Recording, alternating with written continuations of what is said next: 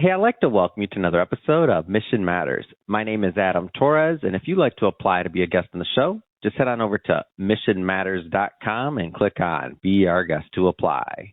All right, so today I have Bo Eckstein on the line. He's founder of Business Ownership Coach, Inc. Bo, welcome to the show. Well, thanks for having me. I'm excited to be here. All right, Bo, so we got a lot to cover today, and a lot of business owners, a lot of entrepreneurs, a lot of executives that watch this, and what a great topic, SBA financing and how to buy your first business. So we'll get into maybe dispel some of the myths out there, tell them what are the best practices, but before we get into that, how'd you get started in business? Where'd that start for you? So I was in the lending industry since I was 20 years old. I'm 47 now, so I started as a residential mortgage broker. During the downturn of 2007, 8, and 9, I got into doing a lot of investor financing where I did fix and flip loans and bridge loans. I got bored of that, got into commercial, and then I found my love in SBA about 8 years ago. Because I believe SBA financing is really the best financing tool out there to help American. You got to be either a U.S. citizen or a permanent resident to help people get into business. Really, it's an amazing tool. Yeah. What stuck out? Because obviously with your background, you could have gone back into mortgage, you could have gone into other types of lending, you could have gone into, alternatives. I mean, there's so many other things you could have done with your skill set. What kind of specifically was the light or that moment where you're like, no, this is where I want to spend my time. These are the individuals I want to help.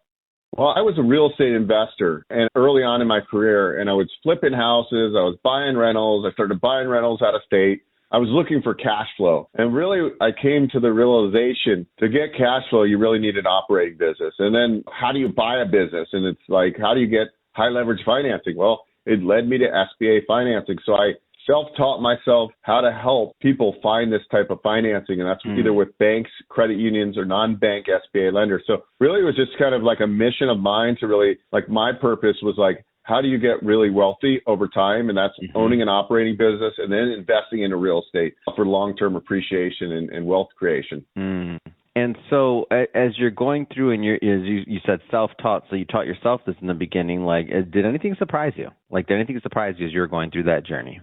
Well, yeah. I mean, you can get up to 90% financing on a business acquisition. You can get 80 to 90% on a franchise startup. And that's pretty high leverage. And sometimes there's not even collateral. So you don't necessarily have to own a bunch of real estate to have liens on those properties. So, like, to me, this was like the ultimate financing. And you could also structure deals with none of your own money out of your pocket. So let's just say it was $1 million business that was cash flowing that you're buying. The bank would lend you $900,000. You got to come up with $100,000. Well, 5% up to 7.5% could be carried back by the seller on standby. So I could buy $1 million business that's spitting off cash flow for $25,000 out of pocket. And potentially I could bring in an investor partner that brings in that $100,000 equity injection as well. So you could be extremely creative, and you could basically go from a W-2 employee to owning a profitable business if you find the right business and understanding how to structure it. Of course, you have to have good credit, good outside income that supports outside debt, and a little bit of experience in something that closely resembles that type of business. It doesn't have to be specific, but you have to have some skill sets, right? And so it sounds like, well, I'm curious, why do you think we don't talk about this more? Like, when we talk about real estate finance, talk about a lot of other things, but we don't. I mean, I do a lot of interviews, talk to a lot of people. Why do you think we don't talk about SBA loans more? That's a good question. I have no idea. And like we talk about, because you come from real estate, so I know everybody talks about that, but we don't talk about this quite as much, especially on the franchise side or other things like that, like the actual finance. It's interesting. Well, I mean, when I started studying, so I didn't go to university. I was a terrible student.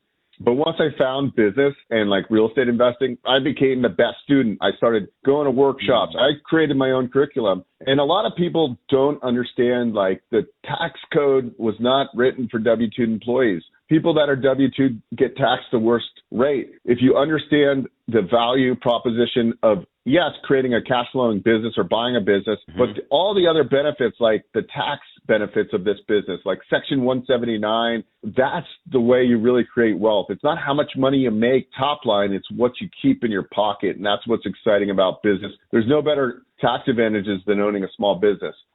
Let's kind of juxtapose these a little bit. So I think a lot of people hear about, going to the bank pretty often. Like, that's pretty like, oh, the bank wouldn't give me a loan or whatever, or the bank did give me a loan, but that's something we talk about a lot. So maybe juxtapose the SBA loan programs versus maybe some other type of bank loans in general. So the SBA program, the SBA doesn't make the loans. It guarantees the bank. percentage. Yeah, a percentage of the loan is guaranteed depending on the loan amount. Mm-hmm. So that, as long as the bank or credit union or the SBA lender uses prudent lending and crosses their T's and dots their I's, then 75 to 85% of the loan, but sometimes 90% is guaranteed by the federal government.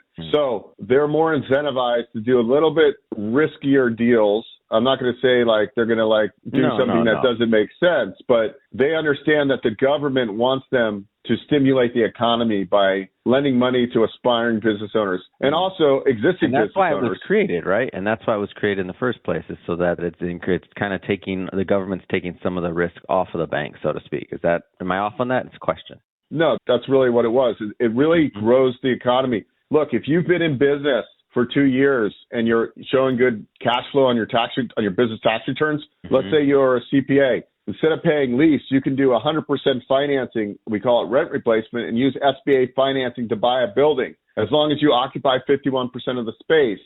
So, I mean, it's really, you could do expansion financing. Let's say you own an HVAC company and your competitor is retiring. You can go buy his business and potentially get 100% financing on an expansion. There's really no other way that I've seen, and I've looked at a lot of things, to create wealth utilizing strategic SBA financing and finding the right business and understanding. Now, should everybody own a business? I believe yes, but the degree of the moving parts of the business are going to vary. For example, some people might be better suited to own a vending business, which we can finance with SBA financing. There's not a lot of moving parts versus like owning a staffing franchise where you got more sales and there's more moving parts. So what we do, we help people find and fund their ideal business. We do that together because we also have to figure out what's realistic based on how much capital this person has. Are they going to try to keep their W-2 job for a while until they can transition and get the business ramped up? So there's a lot of factors that go into play.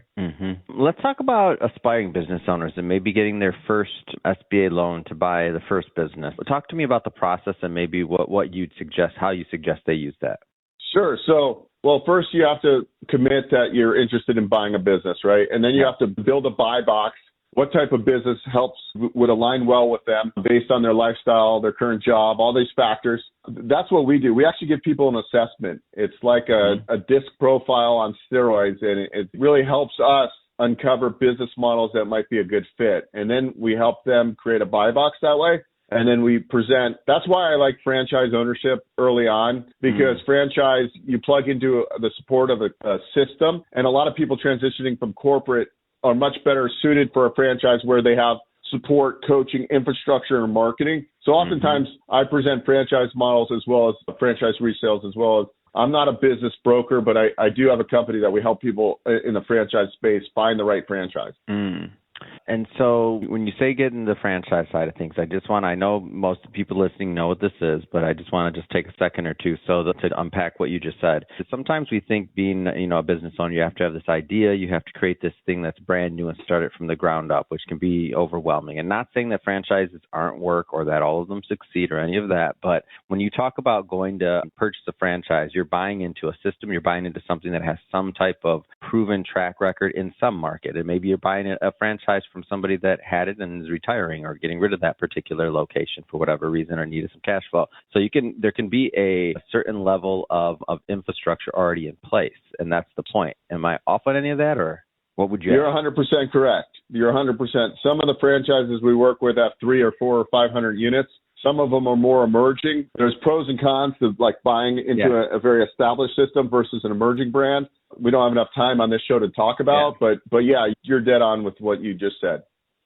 Well, Bo, I'll tell you, I think it's interesting. How long does the amount of time for an SBA type loan to go through? Like, talk to me about like the logistics. So if there's no real estate, it's just a business acquisition. So generally it's 3 weeks to 60 days. So it can be pretty quick, and assuming everything's in order, and that's not a guarantee or anything like that, but it sounds like it can be pretty quick. If you have the right credit, you have the right system, and then for you to go through your kind of coaching side of thinking about even the franchise type of business or things like that, how long do you think, or how long have you seen something like that? Generally, like for the franchise discovery process, it starts with a 30-minute call with myself or my team. Then we give you the assessment, which it takes you 10 minutes to do. We get a copy of that.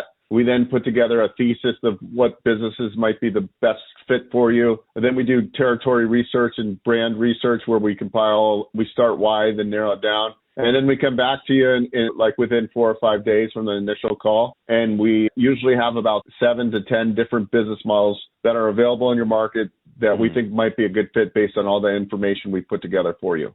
Amazing. Bo, great having you on the show today. If somebody wants to follow up, I know we just scratched the surface. There's plenty more we can get into when it talks about the funding process and obviously to get into somebody's specific situation. How do people connect with you and your team? How do they follow up? Just go to bookwithbo.com. That's bookwithbo, B-E-A-U, bookwithbo.com. Schedule a call. We'll meet for 20 minutes initially, 20, 30 minutes. I can lay out a roadmap and see if we're a good fit to work together.